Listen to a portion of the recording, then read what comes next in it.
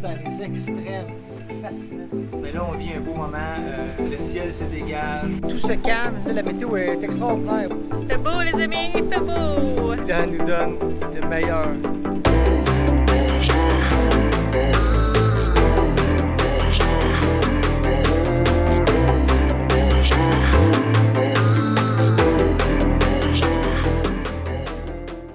Petit update, il est 1h45 du matin.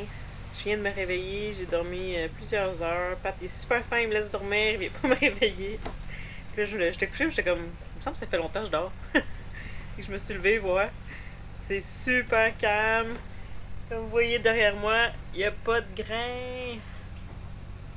Ça fait du bien de juste être relax. Que tantôt c'était l'enfer. Le pot est parti s'étendre. Il n'y a pas de vent. Il y a 3 nœuds de vent. On a fait 84 000, puis il en resterait 94. Les enfants sont couchés, ils dorment. Ils vont dormir toute leur nuit. Wendy est couchée avec Loïc. Ça passe plus vite dans ce temps-là, mais ils trippaient pas en tout, les autres non plus. Là. C'est difficile pour tout le monde. J'espère qu'ils vont vouloir revenir l'été prochain. Ils aiment pas naviguer d'avance, là. Quand c'est des navigations comme ça, c'est... Personne aime ça, là. Faut que tu un peu sado pour aimer ça, parce que... C'est les éléments, là, tu sais, c'est imprévisible, c'est... Même avec toute la technologie qu'on a maintenant, c'est encore difficile à prévoir. Surtout dans ce temps-ci de l'année, tu sais, c'est les ouragans. Non, il n'y en a pas au Panama, mais quand même, ça crée de l'instabilité dans ce coin-ci. Puis il y a beaucoup de pluie au Panama l'été, fait que les grains, il y en a à tonnes. Il est 3h30, je viens d'aller réveiller Pat parce que là, on a un gros grain qui s'est formé. Quand même rapidement parce que j'avais regardé à 30 cucs, 40 cucs 1000, il n'y avait rien. Puis là, il est apparu à 16, fait qu'il s'est déplacé très rapidement. Il est quand même gros, là, ça c'est sur 12 000. Donc il mesure environ 12 000 de long. Fait que là, quand il y a un grain comme ça, ce qu'on a fait, c'est qu'on a donné 30 degrés sur l'autopilote pour s'éloigner de lui. On a allumé le deuxième moteur. Les deux sont à 2000 tours pour qu'on s'éloigne le plus rapidement possible, mais il nous rattrape quand même. Et quand c'est rouge et jaune comme ça, là, c'est violent. Là. Il y a du tonnerre, des éclairs. C'est reparti. On a eu quelques heures de tranquillité au moins. Le vent n'a pas monté encore. On se déplace à 5 nœuds, puis il y a 5 nœuds de vent, donc c'est le vent concret. Il y a 0 vent en ce moment. Et que ça aussi, c'est à surveiller, parce que d'habitude, ce système-là, il crée du vent ou il aspire le vent. On voit ce que lui va faire. Il est pas mal gros. Un petit update météo présentement. Nous, ce qu'on aime bien regarder sur Windy, tu peux taper ta position. Donc, le petit point bleu, le GPS, il apparaît, ça dit exactement où tu es placé. On les a mis dans nos favoris. On regarde le radar météo. Le radar météo indique qu'il y a une masse qui se dirige vers nous. C'est ça qui se dirige vers nous. Donc, c'est pour ça qu'on a changé de cap pour essayer d'éviter. Ensuite de ça, on a l'imagerie satellite. Et même chose, on peut voir la masse qui se déplace vers nous. Il se forme des nuages. Rouge, c'est très dense. Là. Regardez, là, ça frappe le point bleu. Ensuite de ça, ce qu'on regarde, c'est la pluie qu'on va avoir et le tonnerre. Ben, les vents, on les regarde pas présentement parce que c'est n'importe quoi. Là. C'est pas censé arriver de ce côté-là. Mais il est très faible. C'est parfait pour nous. Et puis les orages, comme Véronique vous a montré, elle a fait une publication sur Facebook pour rassurer nos Patreons. Ceux qui ne sont pas encore abonnés, allez vous abonner. Vous allez pouvoir être au courant de ce qui se passe en direct. Alors, on peut voir les orages qui nous entourent. Là, on est en plein dedans, comme vous voyez. C'est très rouge, c'est très dense. Et plus qu'on avance dans le temps, bien, plus que ça va se dissiper 7h, 8h, 9h. Et à partir de 10h, bien là, ça va être passé derrière nous. Ça va être terminé. On a réussi à le semer un peu. Il est rendu beaucoup moins menaçant. Il pleut en ce moment. Donc moi je pense que ça l'aide. Parce que dans le fond, il se vide. Le grain se vide. Donc, il est moins rouge, il est moins jaune. Il est un petit peu plus dispersé. C'est moins une grosse masse dans un moton. Je pense qu'on va l'avoir. Coucou les amis, il est 8h15. Petit update de cette nuit mouvementée, de cette traversée qu'on va considérer dans notre top 5 des pires traversées. Stressante, mais là on vit un beau moment, le ciel se dégage. Le soleil s'est levé, le ciel se dégage, il n'y a pas beaucoup de vent, c'est super calme, fait que là on dirait qu'on regagne en énergie. Ouais. Je sais pas, ça nous booste, là, c'est Ah, vraiment... ouais. C'est impressionnant la mer, hein? On sait que c'est dangereux. Là.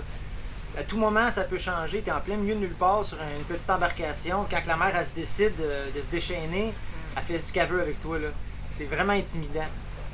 On a le passé souvent pour Jessica Watson, à 14-15 ans, qui a fait le tour du monde toute seule en voilier. Incroyable, le courage, la bravoure que ça prend. C'est un enfant là, de gérer ça. Wow. Tu le ferais-tu à 14 ans? Non. Tout un exploit. C'est fou, là. Ouais. Même moi, à l'âge que j'ai là, faire un tour du monde sans escale, ça m'intéresse pas. Là. C'est quelque chose. C'est vraiment quelque chose. C'est à ces moments-là que tu te remets en question. Qu'est-ce qu'on fait dans ce vidéo? Pourquoi on a choisi ça? Mais ça fait partie des difficultés quand tu veux aller dans des endroits reculés, dans des îles paradisiaques. Faut que tu passes par ces chemins-là. Tu n'as pas le choix. Sinon, on va y aller en avion. Mais on a décidé de faire le tour du monde en bateau. Donc, ça fait partie de la game. Il n'y a pas beaucoup de gens qui passent à travers ça. Je peux vous le garantir. C'est vraiment, vraiment stressant et difficile. Mais là, on vit un beau moment, ça se calme, on approche de Bocas, le ciel est dégagé, on a passé à travers les grains. Il ne devrait plus avoir de grains pour le reste, parce que sur le radar, on n'a rien, puis sur Windy, il n'est pas censé rien avoir non plus, là. Pas d'orage. Ouais, malheureusement, on est au moteur, un moteur seulement, parce qu'on n'a pas beaucoup de diesel. On va arriver serré, mais ça va le faire. Parce qu'on a le courant avec nous, la houle avec nous. Dès que le vent va se placer, on va pouvoir mettre le génois pour nous aider. Là, on est dans la zone sans vent. T'sais. Là, on pourrait mettre les voiles, ben le génois. Puis là, il n'y a juste pas de vent ici. Fait qu'il n'y a plus de grains. Mais... Fait que c'est magnifique. On voulait juste vous partager un beau moment. Tiwin a réussi à faire pipi, à faire caca. Là, fait qu'elle est vidée, elle a mangé, elle est bien. Tout le monde est bien. C'est excellent. Toi, t'as bien dormi? Ouais. Amy adore encore. Lui, il a fait toute sa nuit. Ouais. Puis on va faire une blague. Ouais, il veut qu'on fasse une blague à Amy, lui dire qu'il a fallu. Attends, c'est quoi la blague? C'est qu'on retourne à San Andrés. San Andrés, puis après demain on retourne. On recommence. Amy, elle sera pas contente. Oh my god. La navigation va bien, on se rapproche tranquillement de Bocas del Toro. Puis je voulais vous parler de la compagnie Outdoor Master. Outdoor Master nous a approchés quand ils ont vu nos vidéos où on ramassait le plastique sur les plages. Parce que sur les plages, on retrouve énormément de sandales et de souliers. Après les bouteilles de plastique, je dirais que c'est ça qu'on voit le plus. On l'a souvent dit. On sait pas pourquoi, mais il y a énormément de souliers, des gogoons, des souliers tout seuls. Le monde, c'est quoi, ils perdent le soulier? Ils nous ont envoyé chacune paire de Zebra Oasis. Ils sont en chanvre, en hemp en anglais. Puis ils sont 100% biodégradables. Le chanvre, c'est une plante, donc ils se décomposeront complètement dans la nature, sans laisser de résidus nocifs pour l'environnement. Puis la semelle est en CO2 recyclé. Donc ça signifie qu'elle est fabriquée à partir du dioxyde de carbone, le CO2, qui ont capturé et recyclé en semelle de chaussures. Donc dans un environnement naturel, les semelles vont se briser en petits morceaux. Après, ils vont devenir des mini-morceaux et ils vont se dissoudre complètement. Puis c'est des souliers qui respirent, qui sont pliables, puis sont même lavables à la machine. Nous, on les porte en navigation parce qu'on est tanné de se cogner les orteils un peu partout. Puis ils sont vraiment antidérapants, donc c'est beaucoup plus sécuritaire. Surtout quand c'est un peu mouillé, ça va nous permettre d'avoir vraiment une bonne grip. Puis on glissera plus. Si vous aussi vous voulez une paire, je vais mettre le lien dans la description de l'épisode. Puis en utilisant ce lien, vous aurez 10% de rabais.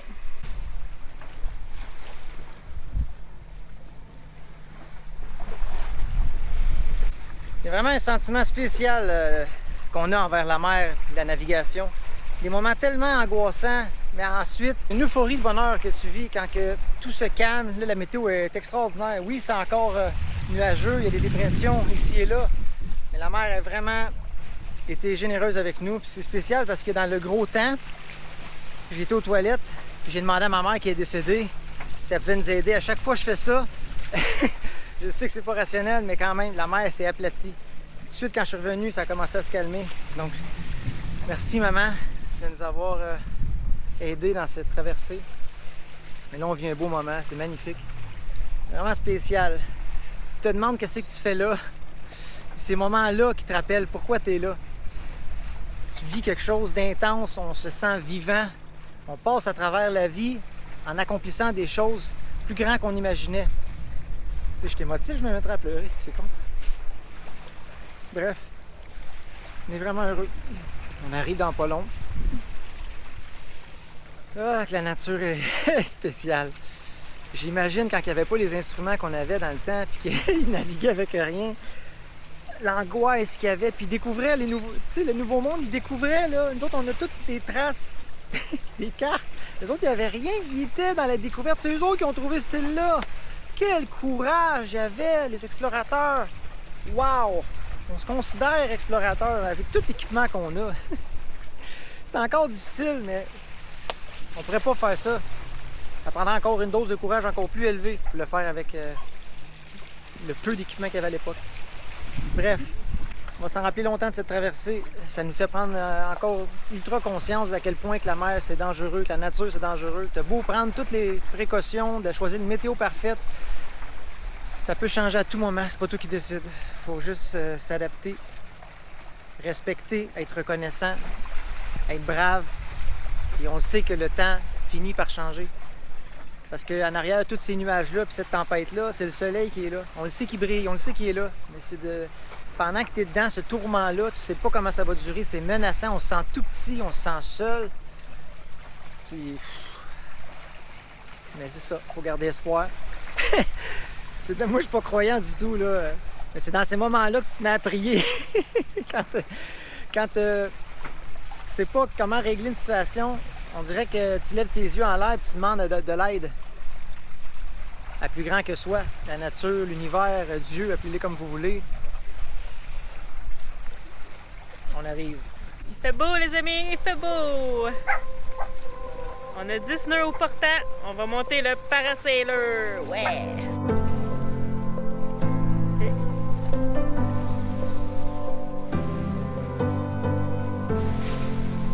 Oui, là, c'est bon. Vas-y.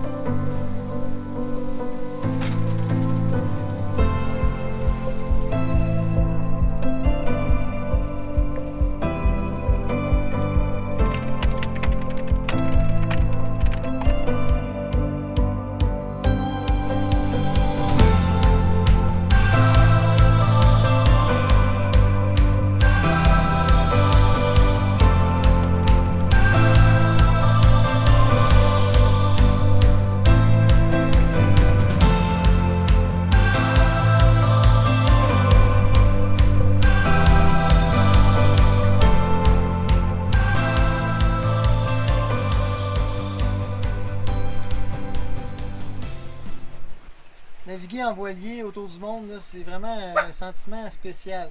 Il y a des moments où tu voudrais mourir, tu es terrorisé, tu te demandes qu'est-ce que tu fais là. Et 4 heures après, tu es le gars le plus heureux au monde. Tu n'échangerais pas ta vie pour rien d'autre. C'est vraiment spécial.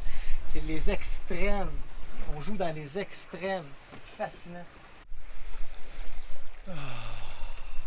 Mère Nature nous a montré le pire qu'elle peut être. Puis là, elle nous donne le meilleur d'elle. Regardez-moi ça. Quelle belle finale. Parasailor fait un travail incroyable. C'est un équipier à bord de plus, pas compliqué. C'est à girouette, le vent se promène, il est très léger. Il passe de derrière, vraiment là, centré derrière, à 90. Il joue là-dedans. Puis la voile, elle se place. On l'a réglé, puis elle va chercher le vent, elle se place à 90. Ouais, mais désolé, la GoPro m'a lâché, elle n'a plus de batterie. J'ai parlé dans le vide pendant 2 minutes. Je disais que la voile se place toute seule. C'est vraiment une voile à avoir. Oui, elle coûte cher cette voile, mais elle fait un travail exceptionnel. Elle vaut son coût. Il reste 35 000 nautiques avant d'arriver à Boccace. On va arriver de nuit, mais on connaît le mouillage, on a déjà été. Puis on devrait plus avoir de grains. Là. Ça va être un soleil mur à mur en arrivant. Là, ça se disperse au loin. On avance à 4,5, 5 nœuds. On a un courant avec nous. C'est magnifique. On ne sait pas si ça va toffer longtemps comme ça parce que c'est pas censé être ces vents-là le long de la côte.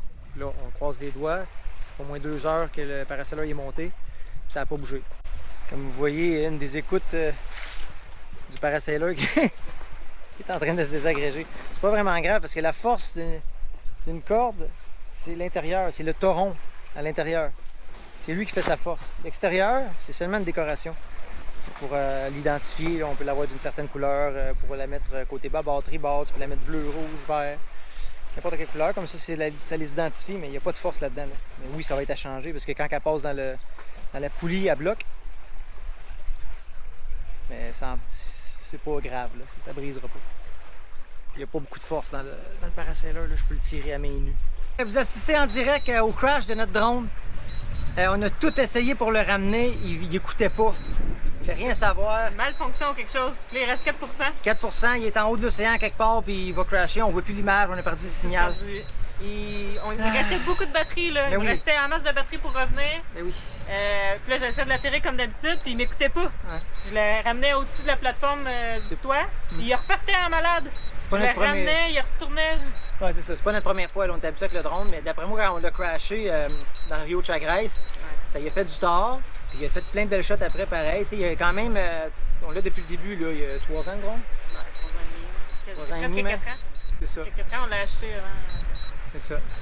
Mais il commençait à aller mal ces derniers temps. Il voulait pas. Quand je faisais la fonction qui tourne alentour du bateau là, par lui-même, il était pas capable de garder un cercle droit. Aujourd'hui, on voulait le lancer, il voulait pas. Ça disait app quelque chose, mais ça ne me laissait pas rentrer dans l'application. En tout cas, on a eu de la difficulté à le lancer aujourd'hui. Puis on est monté bien haut, puis je voyais que le signal il coupait. Fait qu'on est tout de suite redescendu. Puis là, on a tout de suite le ramené, puis. On assiste à la mort de Mavic. Notre drone qu'on aimait tant à faire des shots avec. Ça coûtait une fortune. Envole-toi, Mavic. Envole-toi. Premier essai du Mavic Pro 2.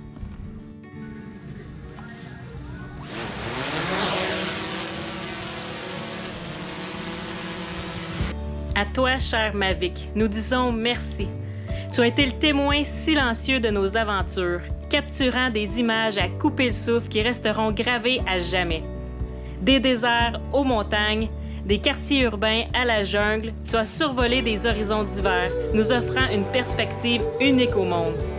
Bien que ta présence ait été discrète, tu as injecté de l'excitation dans notre voyage.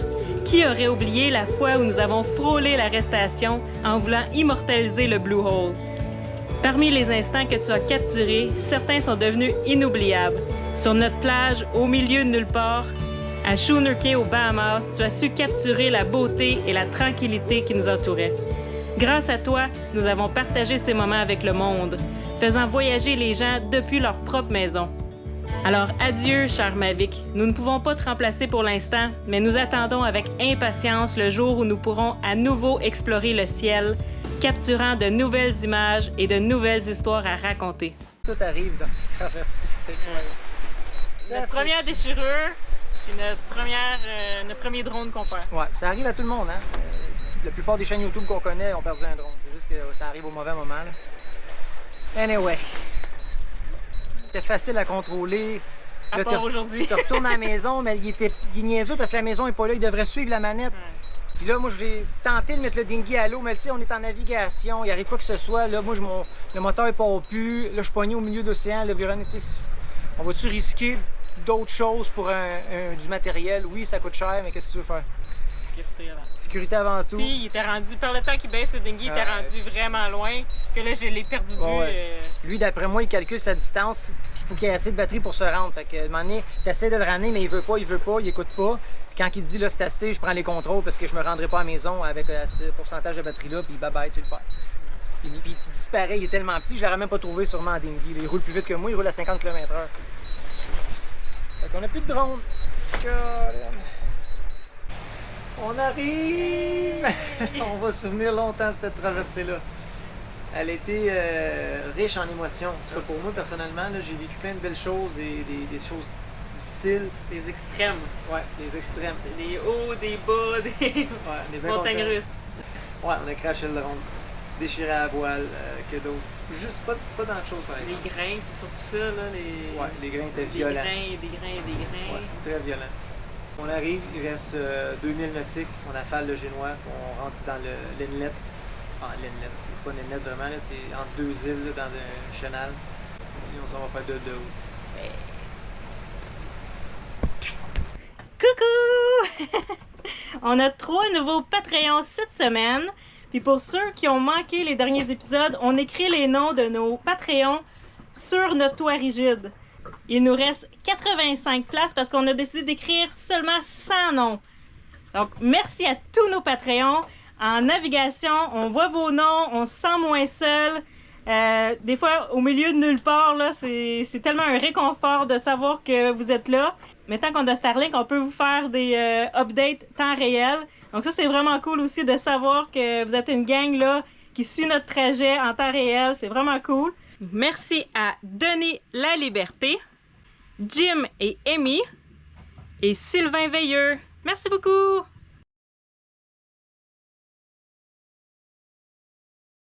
Waouh, ils sont géniaux ces souliers!